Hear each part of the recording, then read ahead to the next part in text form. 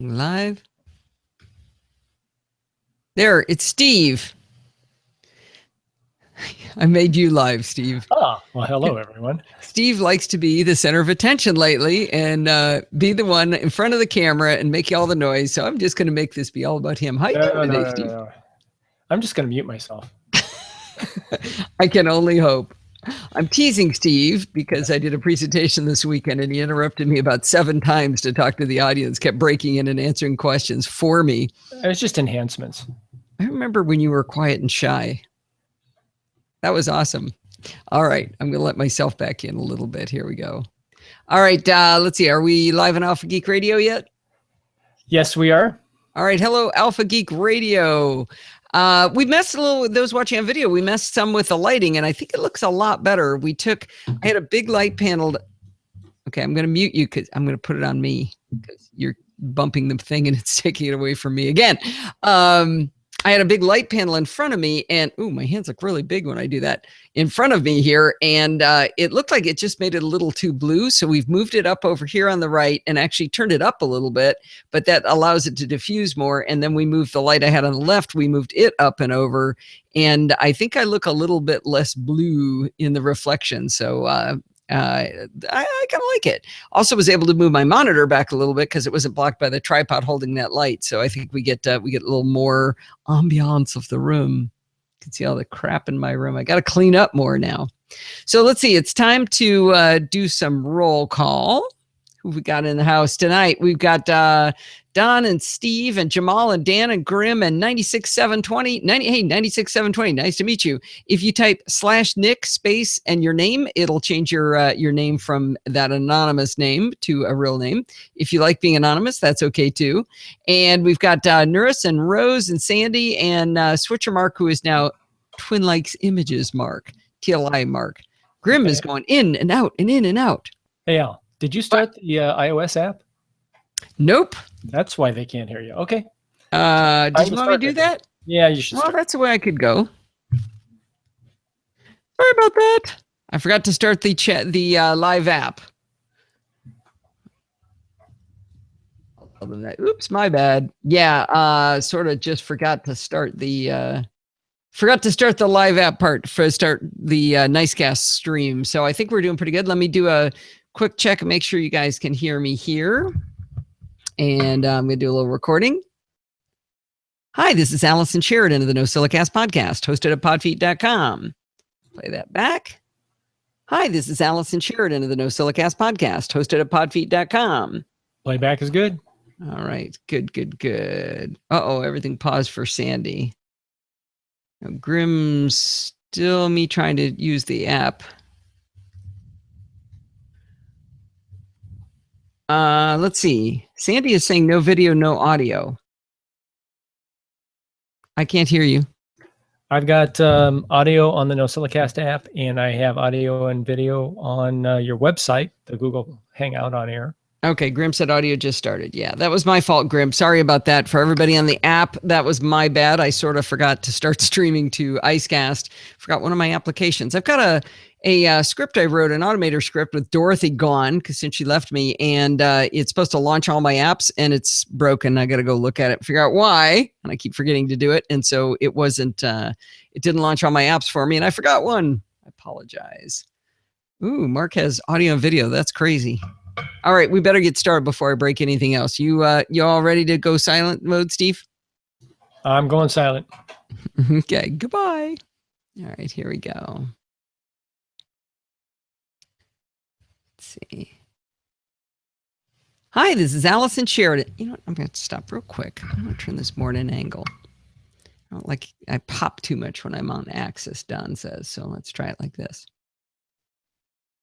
Hi, this is Allison Sheridan of the NosillaCast podcast, hosted at podfeet.com, a technology geek podcast with an ever so slight Macintosh bias. Today is Sunday, September 6th, 2015, and this is show number 539.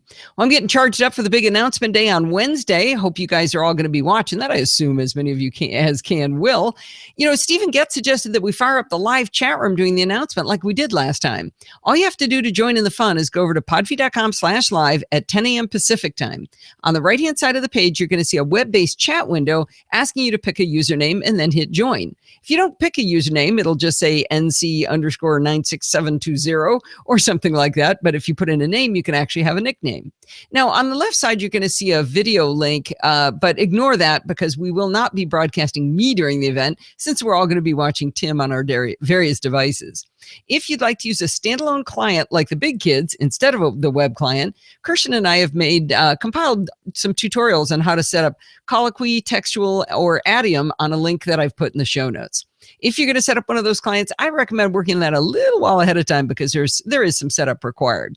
I hope to see you there. Well, in this week's show, Chit Chat Across the Pond is a pretty tight propeller beanie episode. Bart takes us through how to configure using JSON the different modules that'll go into XKPassWD like he promised 2 weeks ago. It's great stuff, and I really enjoyed it, but I got confused a lot, so there's a whole lot of me saying, what are you talking about, Bart? I loved it. I thought it was great. I'm not gonna lie, but it was pretty propeller beanie. But so go fetch those before you get to that part of the show. Dr. Marianne Gary, professor in psychology from Wellington, New Zealand. Actually, I started that because I didn't have it in the show notes. You can tell when I don't have my stuff prepared. Dr. Marianne Gary, professor in psychology in Wellington, New Zealand, will be coming to visit us again, and we're hoping to do another recording for the show. You may remember her as the one who messed with everything we thought we knew about our memories and then came back and destroyed our understanding of how we pay attention to things. She suggested I ask you to submit questions to the show on what else you might want to know in the area of cognitive science. I told her I didn't know what cognitive science was, so she elaborated a little bit. I'm sure her discussions in the past have left you with questions that you'd love to have her answer, or things you've read about the mind, the way we learn and perceive things, memory, behavior, anything like that. Go ahead and send them on in, and we'll see if she can wreck those things in your understanding of them too. Well, last week, Stephen Getz and I were doing some network performance testing, and we happened to send each other screenshots of our results on the Ookla speed test site. That's speakeasy.net/speed test. I was immediately floored by something in looking at our two screenshots. While my screenshot had 13 separate ads on the page, his was showing only 3. He was running the ad blocker extension in his browser, and I was not. Now, of course, I'd heard about ad blockers in the past, but I had purposely avoided them because I do understand that ads are how virtually all of the awesome content we have available to us is paid for. I've always felt that we shouldn't use them because otherwise we'll start seeing more paywalls and gone will be the free content. Another piece of not having free content means that only rich people get the content, and that does not sound like a good thing. Well, I remember a long time ago, Lynn York wrote to me, and she told me that she couldn't see my Amazon affiliate link that I kept yapping about. I told her it was in the upper left-hand corner on podfeed.com, but she said, no, it isn't. That's when she realized her ad blocker might be blocking my Amazon affiliate link. She whitelisted my site, and sure enough, there was the link. Well, these things together got me thinking about ads and ad blocking, and I wanted to sort of talk out loud to you guys about it. I'm completely split in half on this issue. I can easily argue both sides without any outside help. You guys don't even need to help. I heard Steve Kovac of Tech Insider on Leo Laporte's Twitch show say that turning on ad blocking is, and I'm quoting here, almost like stealing.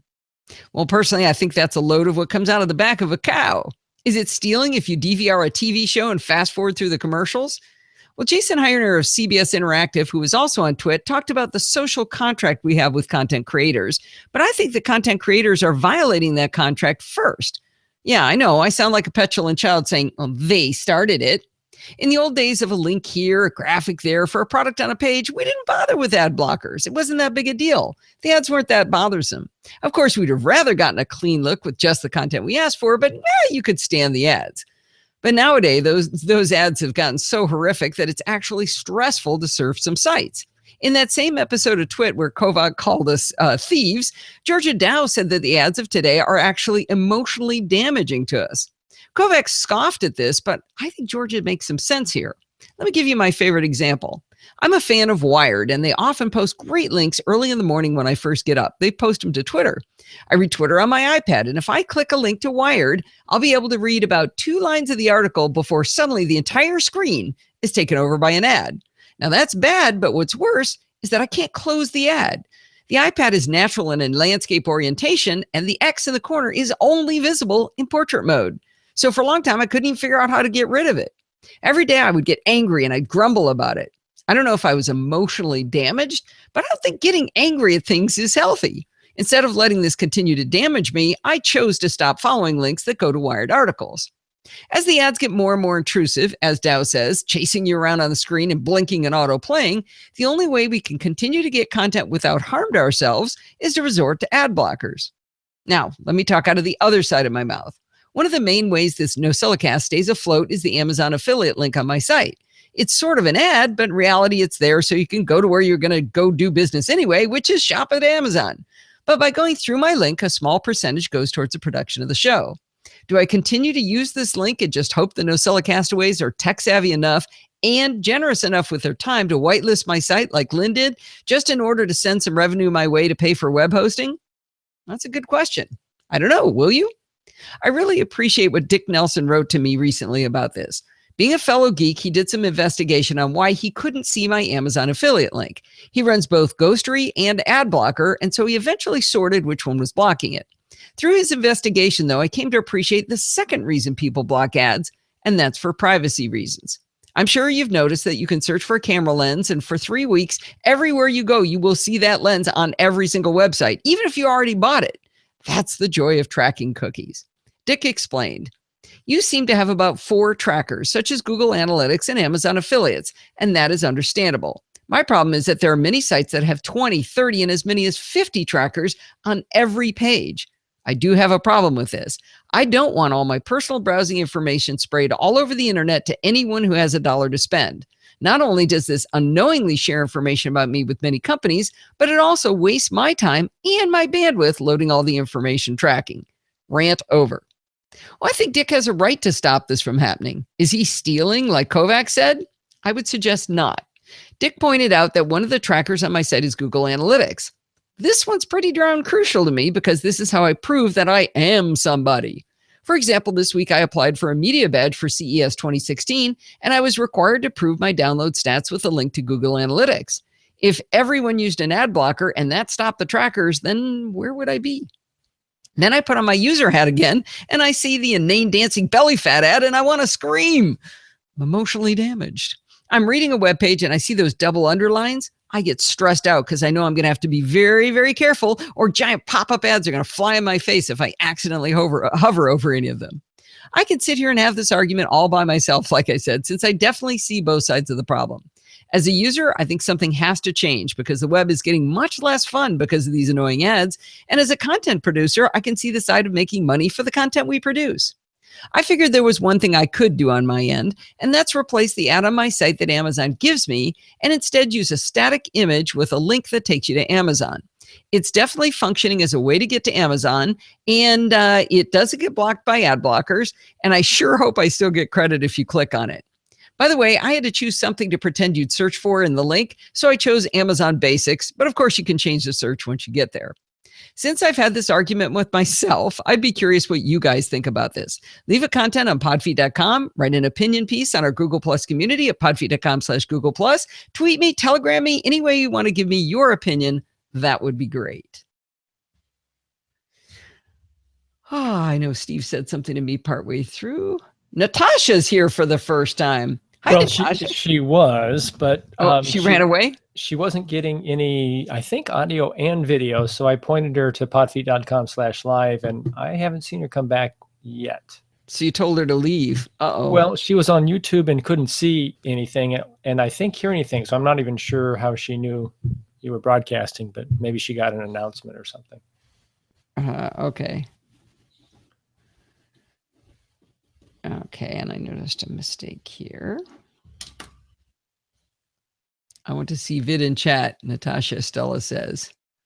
Why is she yelling? Her caps lock key is on? I don't think she knew she was yelling. Yeah, because everything she wrote was in capital letters. Well, I hope she makes it back in. All right. Save. Where's Kevin? Kevin isn't here to tell me to save. All right. Did I miss anything else? YouTube? I want to see vid and chat. Okay. There's been some discussion about traveling. Has there? I think it was motivated by your mention of New Zealand. Oh, okay. Did you tell him to go to New Zealand? Coolest place we've probably ever been to, wouldn't you say? Well, Ken K said he'd like to go there someday, but it's kind of a long way to go. Yeah, a lot of other places closer.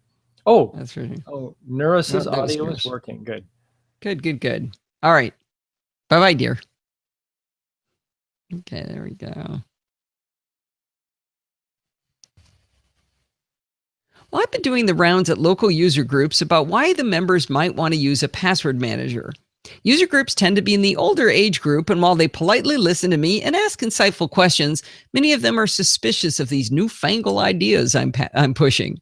That got me thinking, what if I could get my awesome father-in-law, Ken Sheridan, to explain how it makes his life easier? He's just turned 80 years old, so I know they would respect his opinion. I got him to do an interview with me that runs about 5 minutes long, and we've posted it as a video as well. In the interview, Ken explains why passwords were hard for him in the past, how much easier it is now with 1Password, and what the process was like for him getting his passwords transferred to 1Password.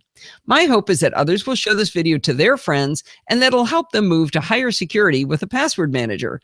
And of course, it doesn't have to be 1Password. I'm very clear about that. We happen to use 1Password in our family, but it could be LastPass or another password manager. But I thought you'd like to listen to what Ken said in the interview. All right. You could actually play it for the, well, I guess you're recording though. I'm putting it in. I'm putting it in. You could show them the video, the people watching now. I could. Dare we?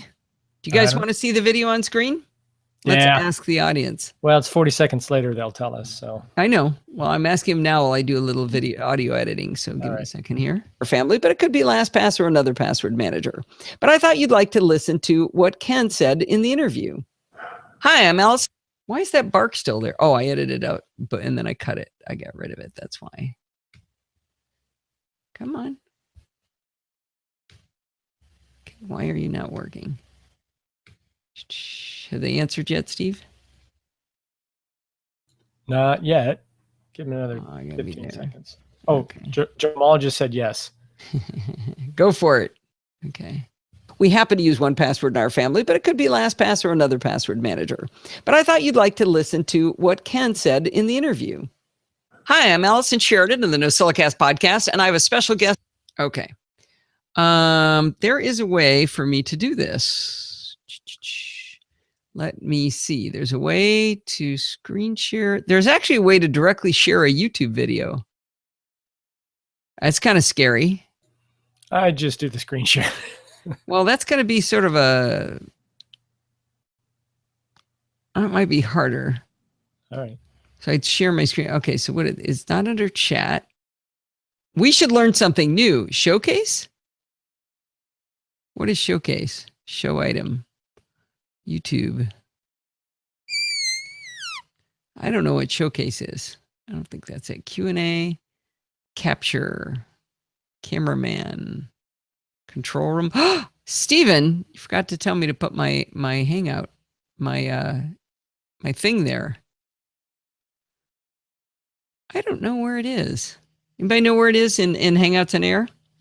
It should be in here somewhere. You shared GarageBand with us before. Yeah. Can't you do the same thing with YouTube? Yeah, I could. Or is it that you wanted to play the video on your machine? Oh yeah, no, I threw that away. I could do that too. That might make more sense. I'm gonna have to pull it out of a why is that taking so long? I'm gonna have to pull it out of something. Oh, okay. Mark says he got a couple of lightning cables out of using the new link. Let's see if it works. Okay, that's not the right one. So I don't have the video anymore. I threw it away. So, all right, just a minute here. What am I doing this for? I could go to podfeed.com. play it from there because it's embedded. And let's see how that works. And there we go. Okay. All right. How are we going to capture the audio though, Steve?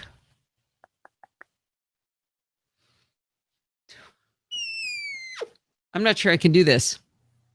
Oh, you can't capture the audio from something on your system? Oh, you'd have to change your audio hijack. Yeah, we could try. All right, we're gene splicing now. Oh boy. Let's just keep screwing with things. The show just extended 10 minutes. Yeah, it did. Let's see. So I'm going to show my library. I'm going to show you my entire screen so you can see what I'm having to do this. Let's see. We'll do my entire screen. There you go. All right. So since we're going to try to pipe, this is why you guys come, right? Talk about sausage getting made. And remember, it's Steve's fault if this all goes horribly wrong. So we want to record, right now you can hear the audio of GarageBand and me, and I don't remember why this one is here, but it is. Oh, that's so I can actually hear it. But we need to set another input application, and we're going to make that be Google Chrome. Oh, Lord. Be careful. If you talk, oh, this is going to get scary. I think I want this up here. Now, this is for playback only, not for recording. Or I won't be able to hear.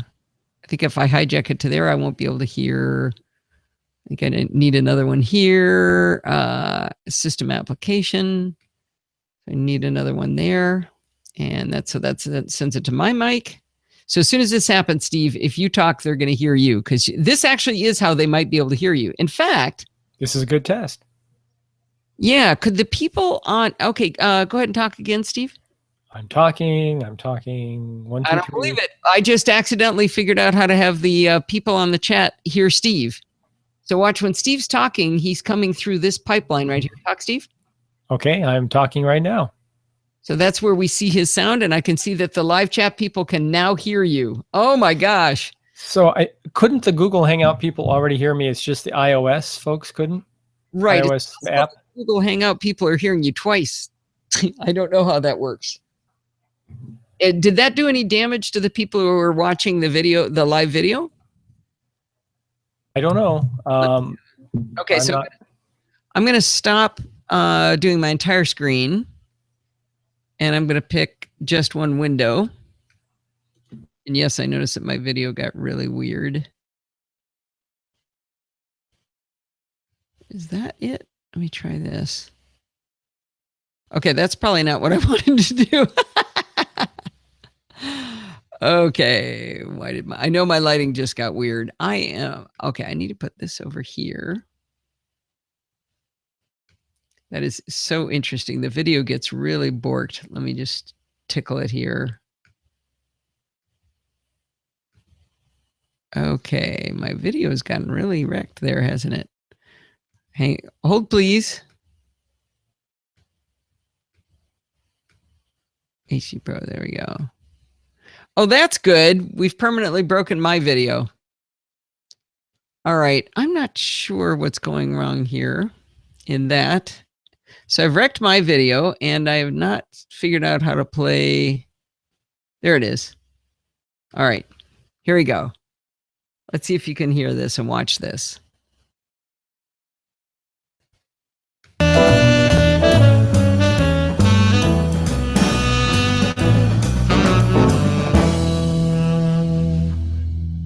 Hi, I'm Allison Sheridan of the NosillaCast podcast, and I have a special guest on today, my father-in-law, Ken Sheridan. And Ken has agreed to come on to talk to us about 1Password and how it's maybe made his life a little bit easier, and how we talked him into using it and what it's been like for him. So Ken, welcome to the podcast. Well, thank you. Okay. I appreciate your honoring me. Well, I wanted you to talk a little bit about what your life was like before having 1Password, a password manager to take care of your passwords. And then after that, we'll kind of talk about how it changed after you got 1Password. Oh, it was terrible before I got it, but it's much improved, yes, because of the 1Password. And there's several reasons. So what was difficult for you before? Well, there's 2 or 3 things I should point out. I had neck surgery about 2 years ago, and as a result of the fusion in my neck, it resulted in neuropathy in all my fingers of both hands. And so I only have about 50% feeling in fingers of both hands. So when I type now, it's very slow and it's hunt and peck. Okay. And when you have complicated passwords, which we're supposed to have, it just makes it all more difficult to put in passwords all the time. Do you have a ton of passwords you use every day? No, I have maybe 30 total passwords, which is low, I'm sure, compared to most techies. But there are 3 that I do use frequently, and I use them a lot more because of 1Password. Those 3 are my 2 bank passwords, 2 separate banks, and mutual fund password for all my financial transactions. And those are very critical. And I never used to check those regularly every day. But now I do, because it's so quick and so easy to skip from one to the other once you're into 1Password. Instead of putting separate passwords in, I used to check them once every week or 2. Now I check them every day. Just because it's so much easier? Activity there that's possibly fraudulent. So I know you've been really good about understanding security and how important it is to have long, complex passwords. So you were already good at that, except it was hard to put in because, as I recall, you had it on a piece of paper and you had to read it and type these things in, correct? Yeah, I had to go get it from my hiding place and in pages of a book, and then look at the password, look at it, because I could never remember these complicated passwords, 30 of them. So I have to do that every time, and now I don't. So that's a big asset right there. I like that. I like that. Now, one of the reasons I wanted to bring you on, you said I had permission to tell people your age. You're 80 years old now? Yes, I turned 80 March 6th this year. Hot dogs. So what was it like going from the piece of paper to using 1Password? How did that happen? Steve, and you, of course, influenced Mostly Steve. me. Pardon? Mostly Steve, I think. I'll give him credit. Your son. Well, he's the one that's set it up, but you kind of suggested he do that for me. So which I appreciate from both of you. Now let's see. Back to the question. So what was it like being converted over? How did you get used to it? The initial setup was what was difficult for Steve, because he did it, and it's rather intricate in some respects because I wasn't used to it. So I basically just watched Steve set up 1Password without doing it myself. I gave him the information, but Steve did it. And so for anyone new at it, that's the only hard part.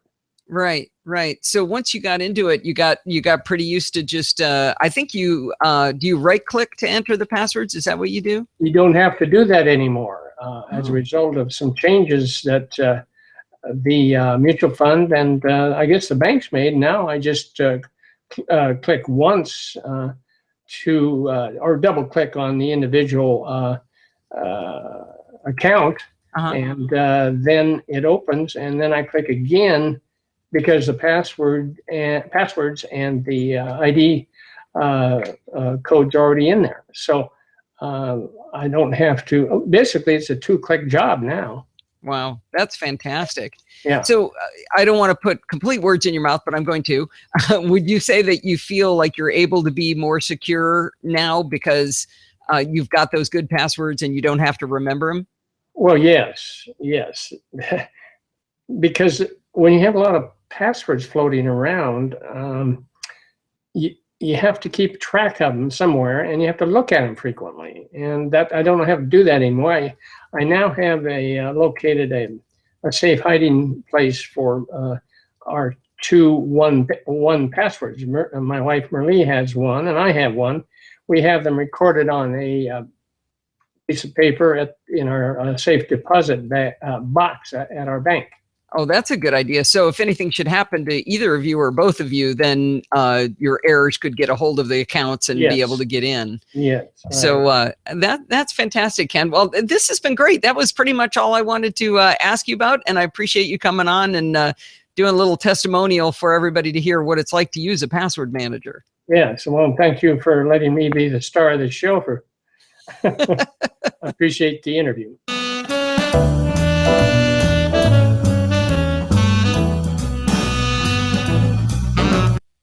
All right. I can't believe we got that to work. That was amazing.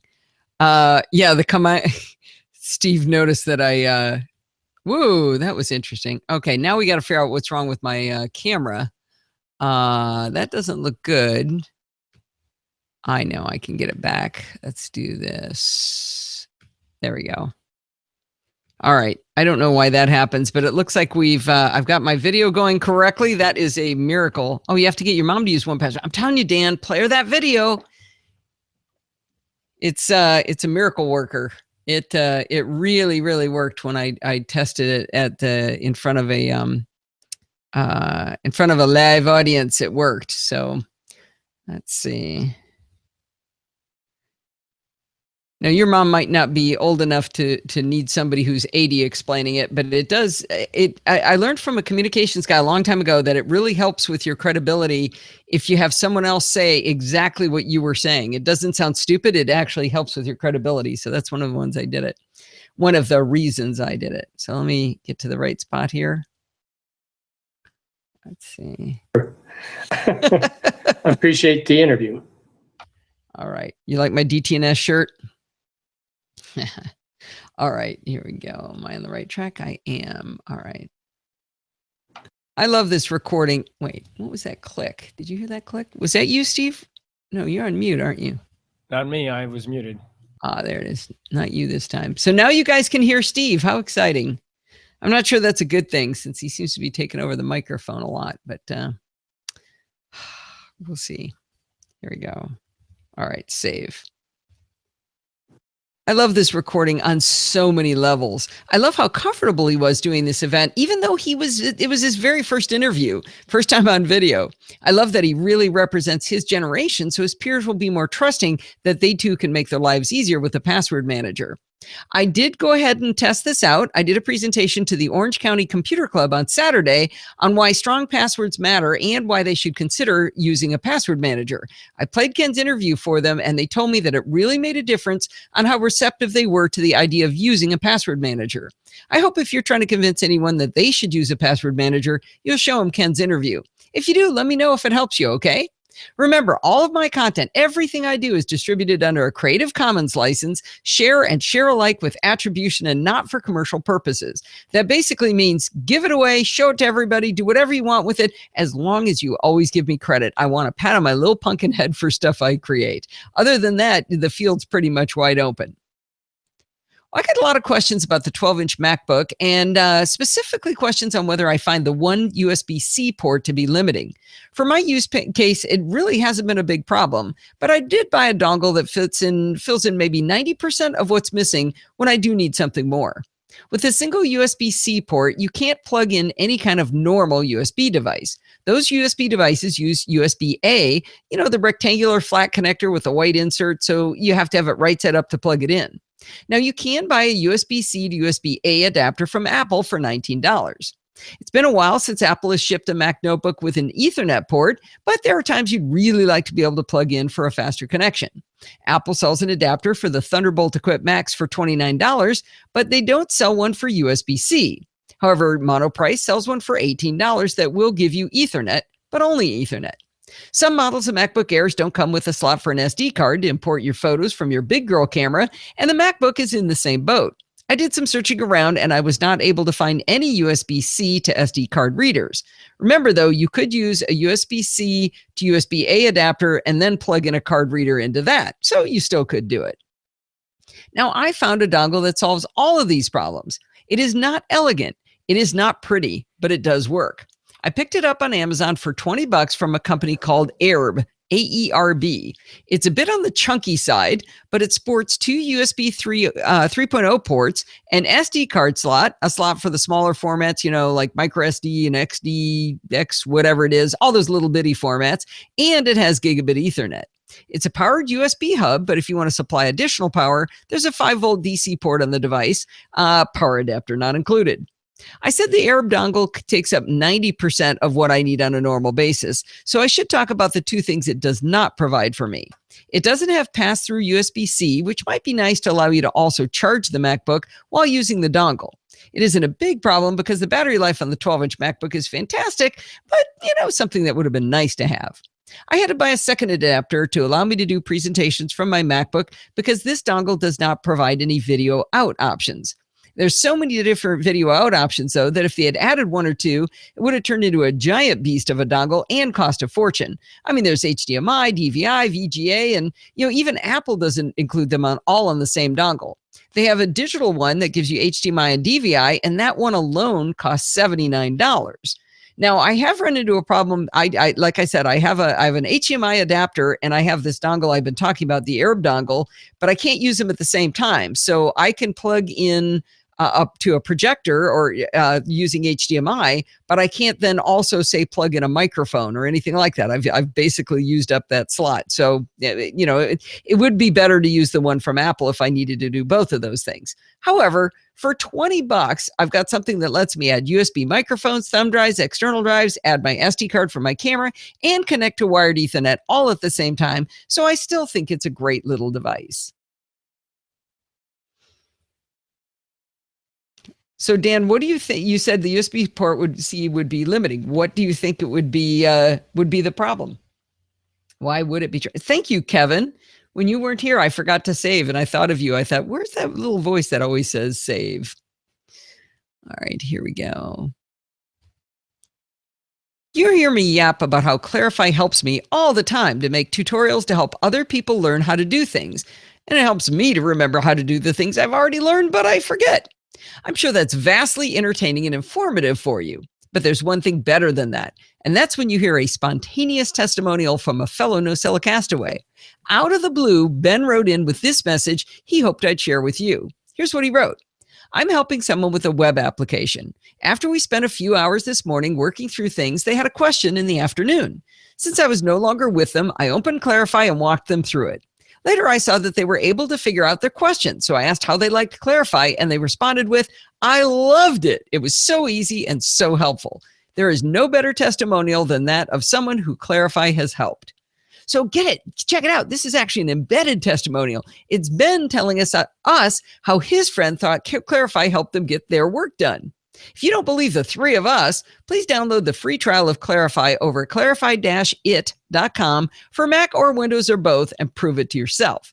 When you do buy Clarify, be sure to let them know that you heard about it from me and Ben. Number of devices that are USB, Logitech H900 headset, a USB receiver, please, plus the USB cord to charge it. And I need extra ports to connect stuff. Yeah, if you're using it as a desktop machine, one USB-C port would be pretty limiting, I think. But if you think about it as a laptop that you mess around with sometimes, I wonder, would you still need all those things? Because I have a lot of stuff plugged in, but it's all plugged into my desktop machine. Chit chat, there we go. Yeah, do you keep all those backups, like your backup machine, do you keep that plugged in all the time? Backup device, Sandy? Yeah, so you can plug in,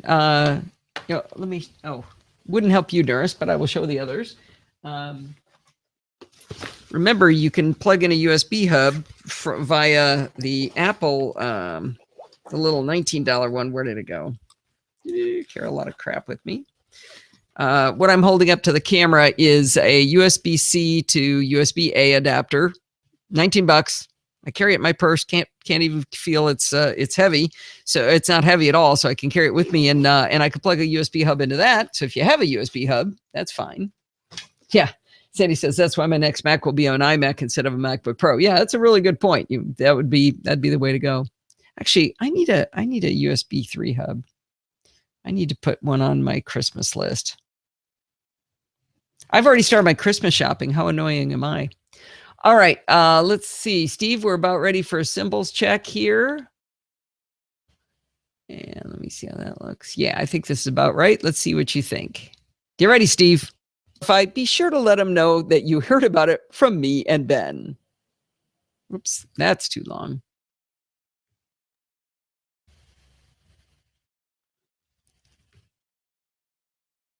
All right, here we go. And prove it to yourself. When you do buy Clarify, be sure to let them know that you heard about it from me and Ben.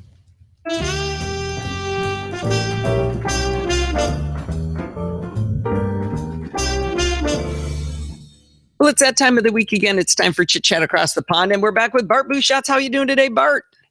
I am doing just fine, thank you, Alison. It looks like Steve lost his internet connection again. I know that's getting tiresome for him. I'm going to scoot this up just a little bit. He just disappeared from the feed at this crucial time. Well, it's that time of the week again. It's time for Chit Chat.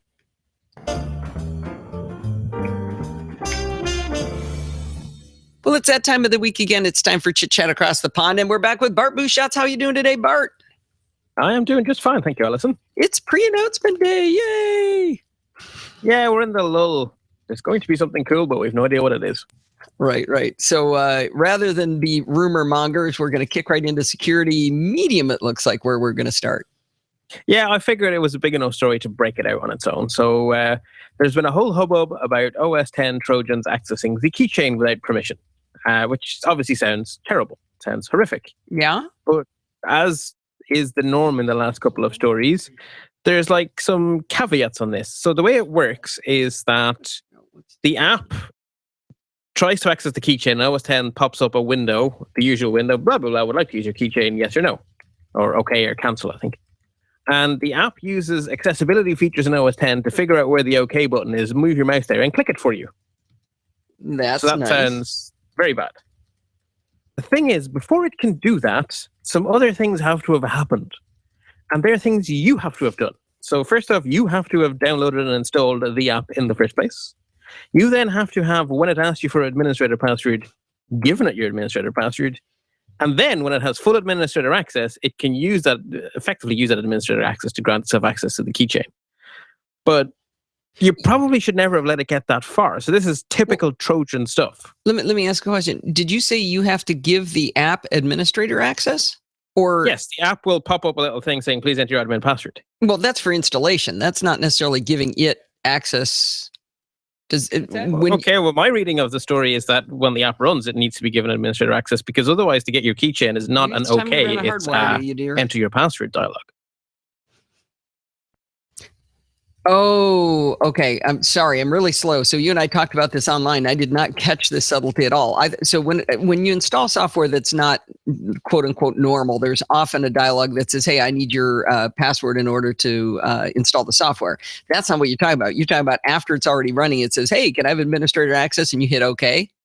Well, that was my own. That's my reading. Now, I haven't installed any of this malware to test it. When I read the stories, that's what I picked up. Okay. I think I probably misunderstood. All right, so I got it. So now you found some software that is most certainly unsigned, right? Yes. And we'll assume, otherwise it will be killed by Apple very quickly. Right. And you've installed it. You've given it your root password, and then it goes through and does this extra click on its own. Yes. Then it does a sneaky little thing. So really, when you install software, you were giving trust to that software, because if you install software that's not from the App Store, it's probably not sandbox, which means that while it can't have full system access, it can do everything you can do while you're logged in. So it can read all your files and stuff. So every bit of software you install is an expression of trust. Now, when software then asks you for your admin password, it's an expression of great trust. And you just shouldn't give away trust and great trust easily. So really, these are Trojans. These are not viruses. And Apple is going to find it very hard to quote unquote fix this problem, because I really don't think they're going to tell all the blind people to go pound sand. That's not Apple-y. I don't think they will. This came in handy though. I was reading on, I want to say it was a Mac Geek Gab Google Plus community. Somebody wanted to know how to use an automator script to click a button. I said, well, here's some malware that'll do it for you. Also, actually, we should say that we know this is not the end of the world, because actually people have now gone back and looked, and there have been Trojans doing this since 2011. Wow. Okay. So a very largely non-story, but it caught the media, so I thought we should talk about it. Okay. All right. I'm going to move us along here, and I'm hangry, as my son says when he gets. Oh, it's not too bad. Hour and a half show. That's fine. I wonder if anybody's going to stay with us to the end here. So you guys, make sure you be here on Wednesday if you can. I sure hope you guys will all come. Wednesday at what time? Wednesday at 10 o'clock Pacific time. Pacific, yes. And if you're wondering what time the announcement is, you can walk the clock on podfeed.com/live. Oh, I'm so glad you can jump in and out and make noise. Me too. Just so much better. All right. Bye-bye. You didn't get to do the symbols check because you left. Excellent. Well, until next time, which I'm guessing is in 2 weeks. Happy computing. Talked over him. All right. Here we go. Uh-oh. Got to drop the end of the show in. Hang on just a second.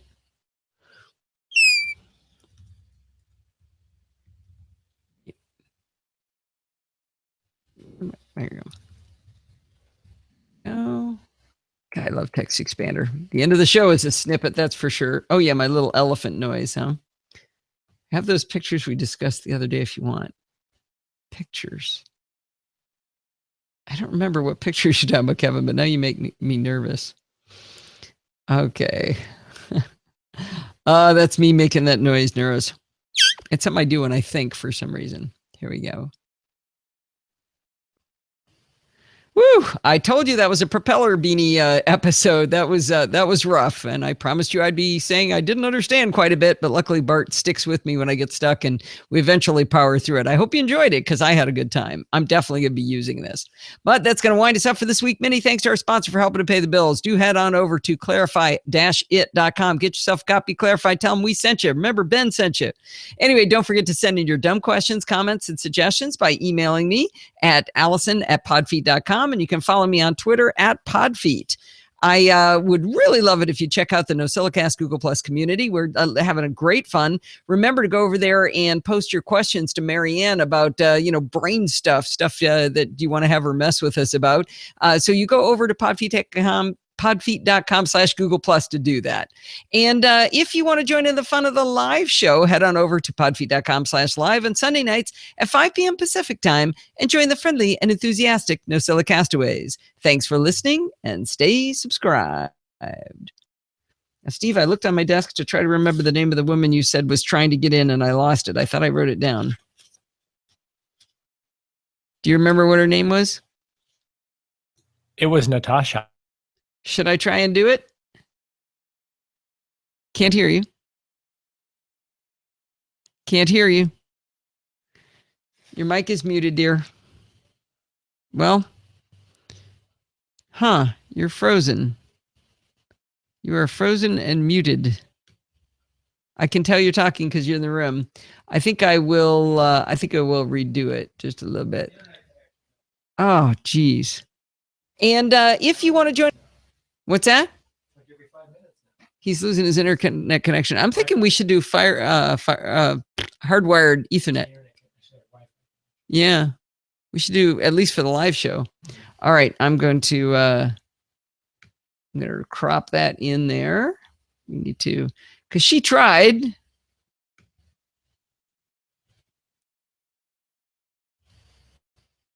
And if you want to join the live show, head on over to podfeet.com/live on Sunday nights at 5 p.m. Pacific time. And we do want to give a shout out to Natasha, who tried to get in. She managed to get into the chat room, but couldn't get video or audio. The audio was my problem at the beginning, but not sure why she didn't make it back in. But at least she tried, and maybe she'll try again next week. If you do join in the front of the live show, you can join the friendly and enthusiastic Nosilla castaways. Thanks for listening, and stay subscribed. Conspiring against your wingman. Well, it's the fact that he can talk is probably the problem. Maybe I should stop him from talking. I wonder what's causing this, because he normally, I don't think, has these problems. So I'm not quite sure what's going on. Okay, Kevin, cover your ears. Midnight Dialogue long. In case anybody's wondering why I always say that to Kevin, when I hit the link inside GarageBand, if I accidentally hit it, it's really loud for some reason. Nosilla castaways. Thanks for listening and stay subscribed.